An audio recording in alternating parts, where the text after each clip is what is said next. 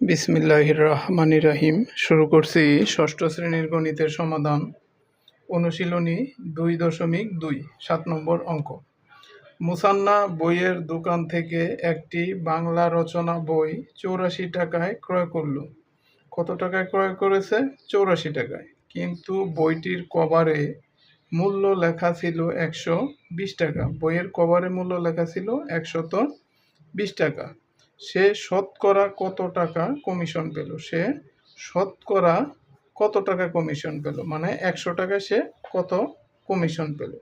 তাহলে দেখো 7 নম্বর অঙ্ক খুবই সহজভাবে সমাধান করব।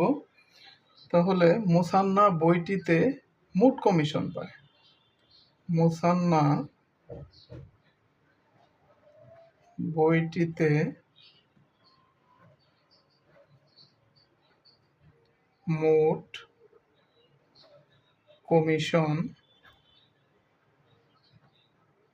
কমিশন পেল কত টাকা, এটা আমরা বের করব।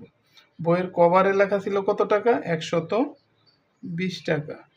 আর বই কিনেছে কত, ক্রয় করেছে কত টাকা দিয়ে? 84 টাকা দিয়ে। এই বিয়োগ 84। তাহলে সে কমিশন পাইতেছে কত টাকা? সে কমিশন পেল কত টাকা? 120 থেকে 84 বাদ দাও, 10 থেকে 4 বাদ দিলে 6, 13 1, 9 আছে 12 হবো 3 হইলে 36 টাকা। এই 36 টাকা মুসান্না বইটিতে মোট কমিশন পেল 36 টাকা।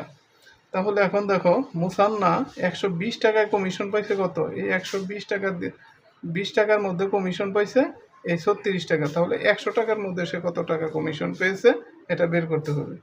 দেখো মুসান্না 120 টাকায় কমিশন পেল। 120 টাকায় কমিশন পেল এই 36 টাকা। এই 36 টাকা।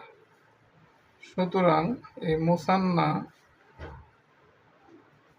1 টাকায় কমিশন পেল। 1 টাকায় কমিশন পেয়েছে কত টাকা? একবারে কম, 36 ভাগ এই 120 টাকা।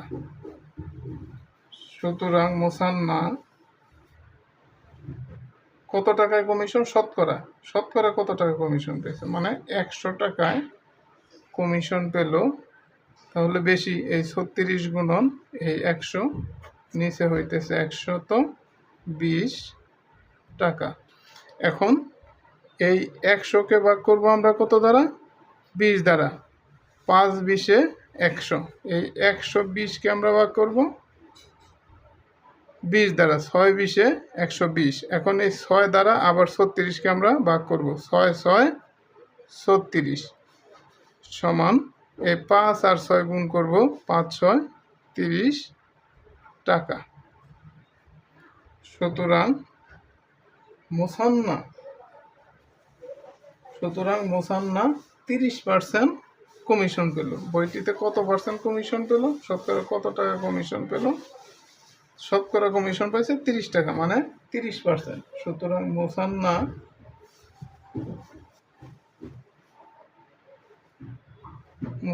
30% কমিশন পেল। মুসান্না 30% কমিশন পেল। উত্তর 30%। কত পার্সেন্ট কমিশন পাইছে? 30%। সে শতকরা 30% কমিশন পেল। এটাই উত্তর। এভাবে আমরা খুব সহজেই ষষ্ঠ শ্রেণীর গণিতের সমাধান করতে পারি।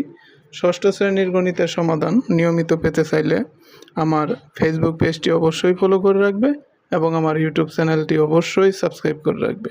ধন্যবাদ সবাইকে।